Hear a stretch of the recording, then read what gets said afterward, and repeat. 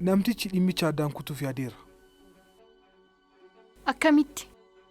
Homaa wanta argatanatti fakkaatu. Dhugaa kee jetta? Eeyyeen.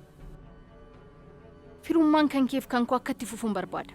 Hin yaaddeen wanni haaraa yoo jiraatu siifan bilbila.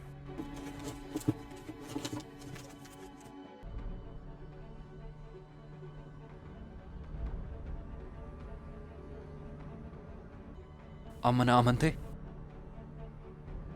Shakkii tokko malee namoonni kun mucaa kee ajjeesaniiru.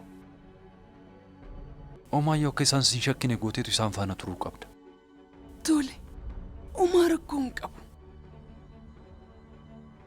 Ilma kee? Jabaa? Isheen haadha jabaati.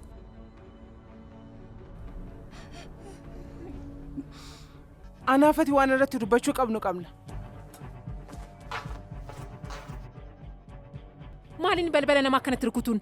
Naamusan qabdu moo? Al tokko gadi nuu baata. Maal? Anaan bainaan jette? Zawudee, al tokko naaf dhiisi. Tole, mana ciisichaan jira.